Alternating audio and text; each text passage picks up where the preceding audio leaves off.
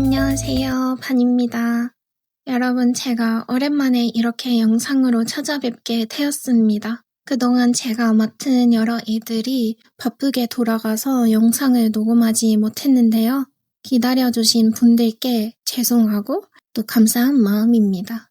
오랜만에 찾아뵙는 만큼 오늘은 제가 한국어 학습자로서 제가 말하기와 듣기 실력을 늘리고 자신감을 얻는 데 도움이 된 꿀팁들을 좀 풀어볼 예정입니다. 한국어를 처음 배웠을 때 저는 한국어를 정말 잘했다고 생각했거든요. 하지만 현실은 제가 생각했던 것과 달랐습니다. 이런 저의 솔직한 경험을 바탕으로 여러분께 실질적인 도움을 드릴 수 있는 방법들을 오늘 이 자리에서 아낌없이 소개해드리겠습니다. 우리 모두 언어 학습의 고수가 되는 그날까지 함께 달려볼까요? 그럼 지금 바로 시작합니다. 자, 그런데 말이죠. 한국어를 처음 배웠을 때 저는 한국어를 정말 잘했다고 생각했어요. 최소한 전 그렇게 생각했죠.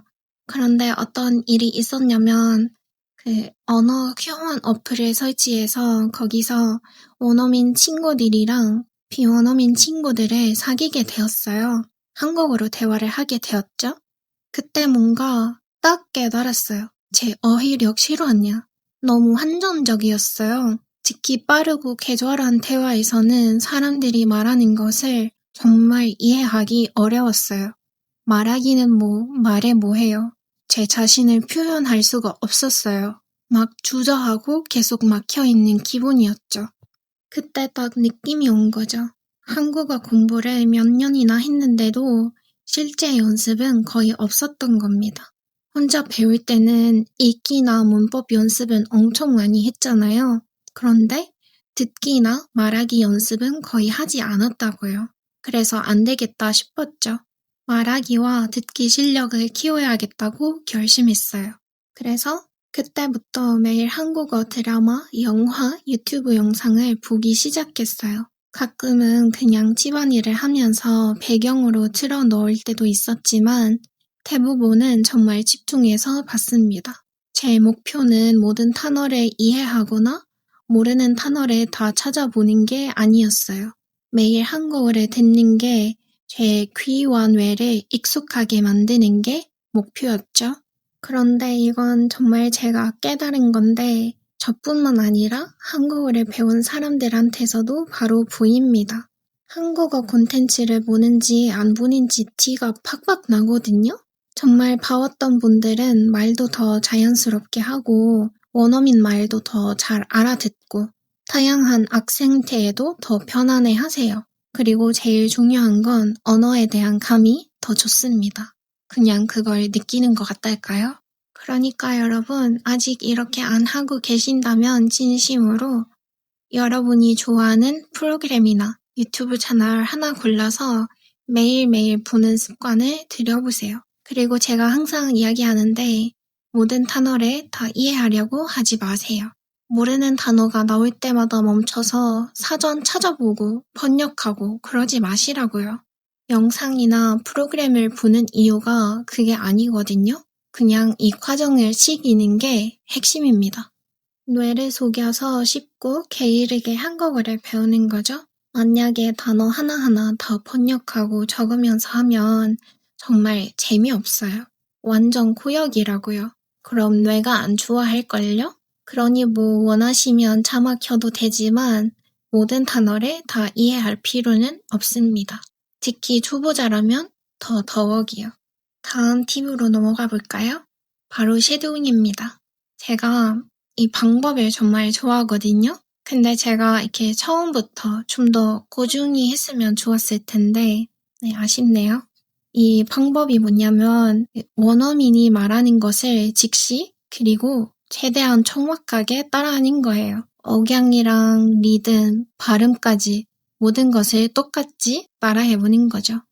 근데 많은 분들이 이 방법을 좀 불편해 하시더라고요. 너무 부자연스럽다고 느끼고 다른 사람인 척 하는 것 같다고 하던데 막 내 목소리 잃으면 어떡해요? 나만의 개성을 잃으면 어쩌죠? 이러면서. 근데 쉐도잉은 다른 사람이 되자는 게 아닙니다. 입과 근육을 훈련시켜서 올바른 한국어 소리를 내게 만드는 거죠. 생각해보세요. 우리가 모국어를 말할 때 특정 근력을 쓰잖아요. 근데 한국어는 다른 근력을 써야 한다고요. 그 근력들이 훈련이 안 돼 있으면 정확한 소리를 낼 수가 없어요. 그러니까 우리가 쉐도잉으로 원어민을 따라하는 목표는 그 사람의 정체성을 복사하는 게 아니라 근력 기억을 만들어서 발음 스킬을 훈련하고 더 편안하고 유창하게 말하기 위함입니다. 그럼 쉐도잉할 원어민은 어떻게 고르냐고요? 저는 개인적으로 제가 팔로우하는 유튜버 몇 분이 있는데 그 분들의 목소리를 너무 좋아합니다. 자신을 표현하는 방식, 악센트, 발음이 다 마음에 들거든요. 그리고 목소리뿐만 아니라 그 분들의 성격도 중요하더라고요. 그 사람 성격이 제 바이브랑 잘 맞으면 쉐도잉 연습을 더 신나게 하게 되더라니까요. 이 기술이 제가 말하는 방식을 완전 바꿔놓았고 정말 효과 본 분들이 많아요. 그러니 여러분도 꼭 한번 시도해보시길 완전 강추합니다. 또 제가 정말 좋아하는 건 소리 내어 읽기예요. 저는 책을 많이 읽는 사람들이 자신을 더 잘 표현한다고 믿어요. 더 세련되고 명확하게 들리고 말도 체계적이라고 생각하거든요. 그러니까 책이든 기사든 잡지든 신문이든 여러분이 좋아하는 걸 뭐든지 그냥 소리 내어 읽어보세요. 여기서 마지막 팁. 이거는 말 안 할 수가 없어요. 바로 실제 사람들이랑 한국어를 연습하기. 말하기를 편안하게 하는 유일한 방법, 말하는 수밖에 없어요. 저는 AI랑 말하는 걸 말고 그것도 물론 좋고 유용할 수 있지만 진짜 사람과 이야기하는 걸 말하는 거예요. 왜냐면 실제 인간적인 소통만큼 중요한 건 없거든요. 그걸 통해서 우리는 소프트 스킬을 그리고 언어의 사람들과 유대감을 쌓고 그걸 소통 도구로 사용하기 시작하니까요. 언어를 배우는 게 다 그거 아니겠어요? 그럼 같이 연습할 사람은 어떻게 찾을 수 있냐면 선생님이나 튜터, 언어 교환 파트너를 찾을 수 있는 다양한 앱과 플랫폼들이 많아요. 그냥 이것저것 시도해보고 여러분들께 제일 잘 맞는 것을 찾으면 됩니다. 자, 대충 이 정도입니다. 할 말 더 많지만 이따 할 일이 있어서 이만 마무리해야겠어요. 아무튼 결론적으로 제가 생각하는 언어 학습의 핵심은 바로 꾸준함이에요. 꾸준하게 하고 호기심 잃지 말고 매일매일 한국어를 가까이 해보세요. 이 팁들에 대해 어떻게 생각하는지 댓글로 알려주세요. 이 영상이 유용했다면 좋아요 누르고 구독하고 한국어 배운 친구들한테도 공유해주세요. 봐주셔서 정말 고맙습니다. 다음에 봐요. 안녕.